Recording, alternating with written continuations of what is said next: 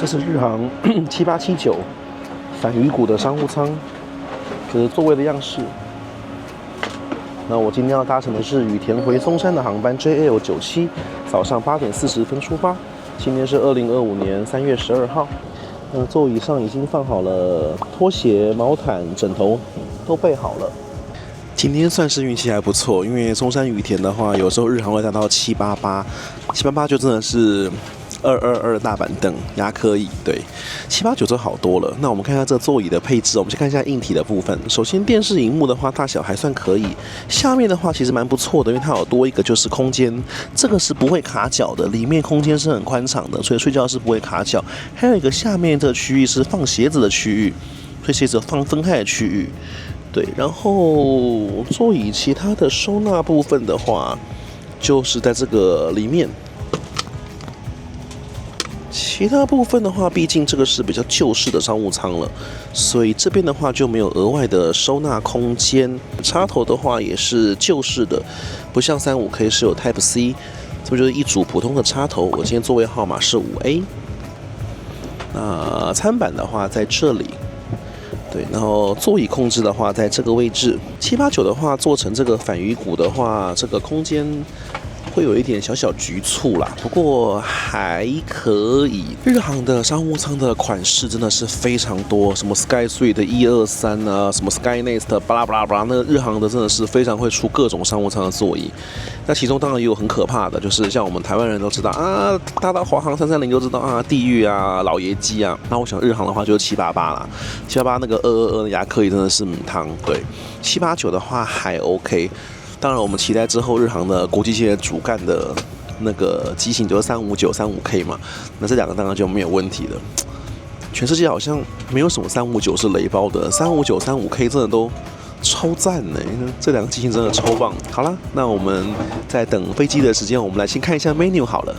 今天的香槟是这个香槟叫普乔香槟或者是瓦勒利，对。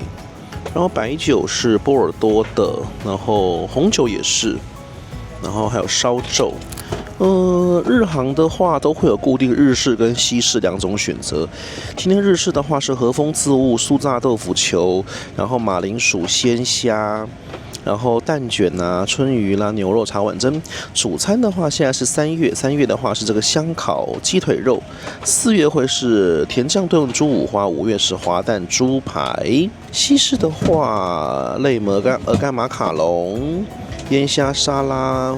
然后主餐的话有，这就是黑猪肉、黑毛和牛的汉堡排。哦，都同样的东西，西式同样，只酱汁不一样。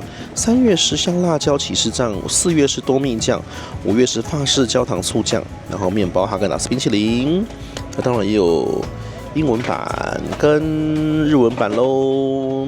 饮料的话，当然就是日航特调果汁 Skytime， 对，现在是这个桃子跟葡萄的口味，对，这餐点的部分。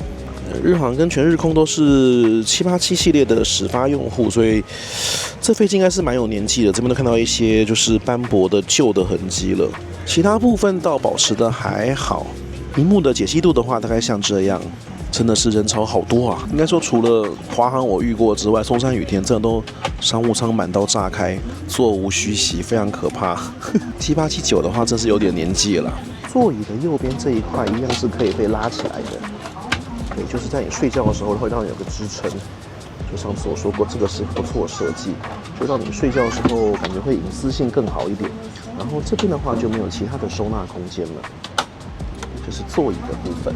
日航在这个登机真的是非常有效率，连这种国际线都是20分钟前才开始登机，但基本上不太延误。所以我们8点40的飞机，刚刚8点20分准时登机，现在我才坐下来给大家介绍完毕，已经登机结束了。对，我算是蛮早进来机舱的。不过真的是绿宝石客人非常多啦，对，这个就是黄金航线嘛。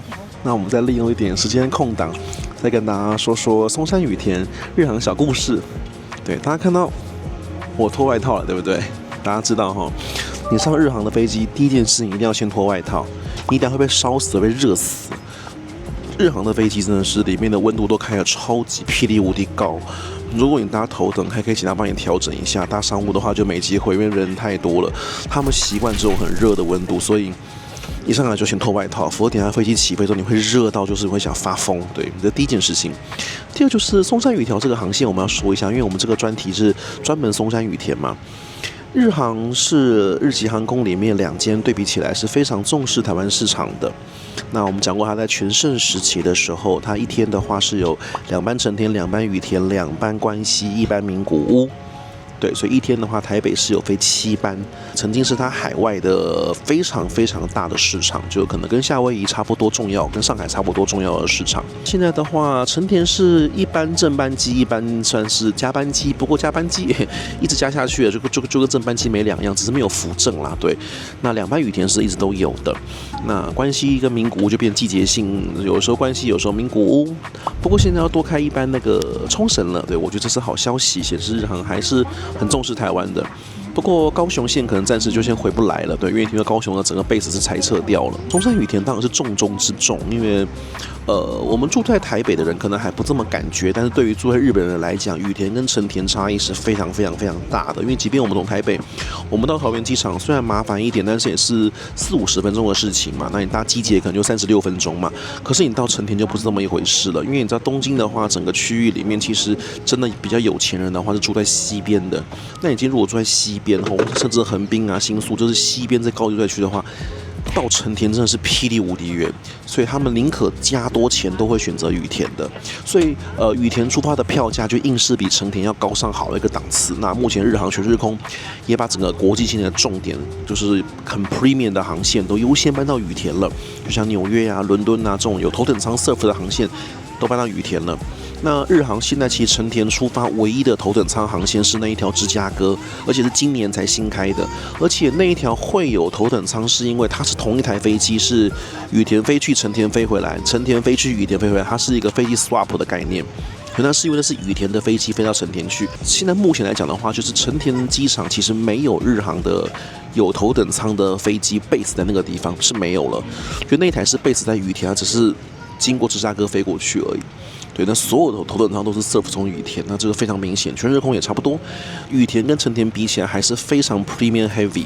对，那几个细节都会看出这个重点啦，比如说我们刚一进海关的时候，我刚刚说他说，即便我拿绿宝石，我check in我还是排了一阵子，然后检查安检的地方的话，在成田机场的话，你如果搭经济舱，你持航空公司的高卡，你也可以走快速通道，所以它是认高卡的，高卡就可以走 fast track。羽田不行，理由很简单，如果羽田开放让高卡走 fast track， 那就不 fast 了，因为会有超过1半以上的人全部都走 fast track， 基本上羽田出发的客人太 premium heavy 了，所以那个羽田的 fast track 只收你真正搭商务舱头等舱的客人，高卡的话他不让你进去。就看得出来这边真的是高卡人数太多了，非常 premium heavy。那松山羽田这条航线日航经营的非常久了。那疫情之前的话，其实还曾经为了松山羽田跟羽田香港，就是亚洲几条高密度的航线，日航有把它777-200ER 这个飞机有特别做改装，做成高密度。我们在星宇那一集有跟大家聊过那个飞机的 layout 的部分嘛？对，那日航一直都属于非常 premium heavy， 像它的777有头等舱配置的，那才200个座位出头而已，真的是非常 premium heavy。所以那一台是很少见的高密度配置，就是为了亚洲的这几个区域航线，就包含松山羽田。那个飞机就是2舱等配置，只有商务跟经济，那个可以做到400个人。有点类似现在长荣的787-10的一种配置，对，就是后面经济舱非常的满，对，然后商务舱是可以平躺的，那个曾经有出现在日航机队里面，那拿来飞松山羽田，所以松山是可以降777的哦。不过疫情的时候，这款飞机就被日航退役了，所以现在就没有这个型号了。那取而代之的就是一开始当然就拿最低的嘛，788先复飞，那现在会见到789了啦。那原则上日航现在就是一天2班，一班788，一班789。日本早上出发的这一队9798是789，台北早上出发的9699这一队是788，这样子，等于会有台788在松山机场过夜。现在大概 regular 长这样，不过也有可能机型会变更。对，那当然789会比788要舒适很多。日本早上出发，像我现在搭这班 JL97，自然是日本的商务客最多，所以日本的商务客多的话，他就派比较好的飞机，商务舱也比较多，更有商务舱座位可以买。那台北出发的话，相对就没有这么 premium heavy，就派788，所以我觉得配置都是合理的。松山羽田载客率一直都蛮不错的，对，期待之后可以换大一点的飞机飞松山羽田啦。疫情前都能飞772了，现在真的太小 case 了。不知道之後如果國際線359進來有沒有機會飛台北就是了。好，那我們現在就準備要起飛了。我們等一下先來看安全示範哦。衝撃に備える姿勢をとります。In the unlikely event of impact, take a protective brace position. 救命胴衣は座席下または横にあります。Your life vest is located under or beside your seat. 那我们来看一下日航7879的商务舱的厕所喽。厕所的话就是日籍的强项了。日籍的话，在这个厕所会有像免治马桶的设计，这是非常舒适、非常厉害的，就是很舒服。在飞机上面也可以使用免治马桶，对，加上这个牙刷啊跟漱口水。只可惜他们就我觉得如果再多一处真花的话就太好。我怎么记得上到35K 是有，还是因为是头等舱的厕所。好，这是厕所环境的介绍。好喽，餐点上来了。我选择是西式，因为最近日航的话，西式餐点表现比较好。那这个西式是和牛跟猪肉做的汉堡排，然后再就是芦笋，然后莲藕，对，然后面包，然后一个鹅肝的马卡龙，然后一些鱼，然后还有水果跟这个 grass crackers。那当然饮料一定要点这个喽，就是 Sky Time， 这是日航招牌饮料。来的话一定要喝这个。刚刚提到说这个飞机的机龄，那我刚刚上网就看了一下，因为在飞机上面是有网路的。这一台机龄才6年呢，可是这个看起来怎么好像已经用了10几年了，不太像日航平常保养飞机的习惯，蛮怪的。还是代表日航这个应该要进行改舱了。好，我们来尝尝看。我们先喝一口这个，这我很喜欢 Sky Time。我们先从冷盘开始试吧。冷盘的部分，这个是炸鱼，然后配一个这个是起司，然后这是樱花的这个白豌豆慕斯，樱花颜色。这个它写类鹅肝马卡龙，它又写不含鹅肝，太阳饼没有太阳的概念。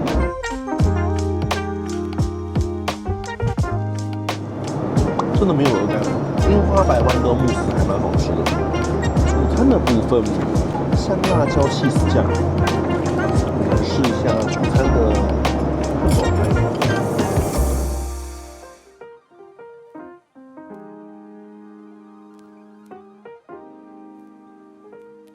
汉堡排不错，然后日航的话，蔬菜都料理的蛮不错的。我们再试一口面包。当然是不能跟头等的比了，我就跟商务的还是比较一下，毕竟我们要比较4家航空公司嘛，总要试一下。面包肉有，日航水果是不错的，因为东京出发的水果都不错。好，那我先把主餐先吃完，我们再看甜点部分，还有冰淇淋。那餐后的话还是有哈根达斯的，这跟国泰是一样，不过这好像比国泰的小一个尺寸，这是迷你版的，是 JL 的特别版。然后点了一杯黑咖啡做搭配。顺便给大家看一下，我今天跟各位讲说，日航的商务舱的座椅有非常多种，像我们今天它的这一种就属于是相对算新的 Sky Suite 3，是反鱼骨的。像777那种的话就不是反鱼骨，它属于直立式的，是232的排列。35K 的话又是新的，然后788的话我刚刚讲是牙科椅，所以日航的商务舱种类是非常多的。以前有更多奇奇怪怪的种类跟机型，对，然后就是它座椅的一些介绍。日航从以前开始就很喜欢，就是非常多配置。像以前日航真是全世界747-400最大的使用户，那时候它的747哦。里面型号多的要命，就是有超多种layout配置，就是不同的头等啊、商务啊、经济啊，反正种类有一大堆，什么就是1、2、3、4、5的，他们就很爱搞这种东西，就是他们的特色啦。所以有时候你上去不一样的产品会落差蛮大的。这一款已经算相对是好的，是6年前的算新产品，因为 Skytree 3嘛是算最新的。这可能就是比这个新的就只有那个35K 的前一代商务舱应该就是这一个了，因为777是更久以前的商务舱产品，对，它是232，不过都是有独立的出入，那个也还 OK。好啦，那我就剩下冰淇淋部分，这一餐就吃完了。那等一下吃完之后，我把那个椅子放平，给大家看一下，就是躺平睡觉时候的样子。因为其实这台789的话，它是拿来飞长程线的。这台会飞美国，也会飞欧洲，也会飞澳洲，都会飞哦。因为789的航程是很长的。当时787其实就是为日籍2间算是量身定做吧，就是当时787系列的发明跟777就是一个对应，777就是一个巨型客机嘛，然后它就是宽体机，然后适合大型航母。但在日籍他们希望做叫做 long wing route。就是说长，但是他们载客量比较大，因为日籍的话都是很 premium 的，所以他希望就是说 premium 的客人只要够多，他的载客量比较大，他也不想要有这么大量的转机客，那他只需要做高价人的这些市场，对，那他们这样可以把利润率提高。那所以他们需要飞机，就是说，因为以前的话传统的话，你要飞得远，飞机一定要大，载油量多，那他们就波音帮他们定制这个787，就是说它可以飞得远，但是它的载客量不大。像788就200个出头而已，其实跟321载客量没差多少，但它可以飞远，然后它省油。这个789的话，航距又更长了。78710飞不长，78710是短腿的，789的话是可以飞非常远，所以日航拿来给它飞非常多长程航线，像是美国的话，像洛杉矶啊、旧金山呢，都会用这一款飞机飞圣地亚哥啊，然后欧洲的各点都有机会看到万用的一个机型。那这一款日航的娱乐系统比较特别，跟大家说一下，就是一开始的时候，你如果这个萤幕啊，它这个电源键你怎么按都是没有反应的。它这个日航的这个娱乐系统的操作方式，你一定要透过这一个，你要先在这上面先选你要干嘛。你看我现在在选的过程，我现在在选我要什么，对不对？萤幕就是黑掉了，所以它是没办法在萤幕上面点选，它一定要透过手持这个装置。比如说我飞行地图，我现在按下去。然后在个人上面，然后我现在这边我都选完之后，哎，看到没有？这边才会亮。所以它这个是跟一般我们直觉性的，像国泰长荣那种在上面直接按是不一样，它一定要透过这个手持装置。所以跟大家说一下，这个画质的话，如果是以6年前的产品来说的话，那算相当不错了。好，座位放平之后就会像这样，对，算是一个全平躺的座椅。这长程航线基本配备，所以整个放倒之后，然后把这个小桌板拉起来，就有个靠的地方。好，那我们来实际躺进去看看咯。对，实际躺进来的话，这个脚部的空间是蛮不错的，它的上下算是蛮宽敞，脚部的空间上下是很 OK 的，它没有卡脚的问题。就只有长荣那一款777，不知道为什么一样是反鱼骨，它这个空间真的超级小，左右的空间当然是小了一点啊，毕竟789，然后这个手铐的部分一样，它就少了那一块空的地方，不过还可以。不过我真的觉得很怪耶，就是这个机龄只有6年，可是这真的看起来已经用了10几年了耶，就是真的蛮斑驳的，有点让我出乎意料之外。因为日航的保养应该做的都蛮不错，但是这个座椅真的是，我以为我在英航还是什么的飞机上面，那就是789躺平这样子。好处是不会卡脚，蛮舒适的，然后空间也还可以。这个长程线睡个觉应该也是没有太大问题的啦。好喽，那这样子我们就把飞机上面所有的设施啊，然后娱乐系统啊、厕所都帮大家开箱完了。我们现在已经快要到鹿儿岛，刚过宫崎，快到鹿儿岛了。对，那所以这样子的话，我们就可以再休息一下。对，在飞机上面吃饱休息一下还是不错的。然后就准备回松山喽。发现了一个问题跟大家说一下，刚刚这样试着躺一下，日航这个枕头不行哎，这个让我有点蛮意外的。因为日籍的话，应该都是这些备品是很好才对啊。而且他们在头等舱上面都主打就是那个 bedding BEDDING， 然后用的都是那个西川的那个床垫跟枕头，非常的舒适。商务舱我记得应该也是不差，可是这个枕头真的是，就是它即便这样折起来都毫无支撑力，就是这个枕头不 OK。对，然后我实在不好意思这样说，但是这个机舱的这个老旧程度。这样在松山羽田，我觉得这个真的仅次于华航了，就只有华航可以比它更旧。没关系，反正我们4家都会再搭一次。我印象中上次我搭全日空好像还没这么可怕，这个真的是很斑驳。对，我可以用几张照片给大家呈现看一下。没关系，我们都先很客观的把所有的内容都先拍完，然后可能年底吧，或明年初，我们如果都跑完之后，我们再找个合适的地点，我们来用一个那个回顾。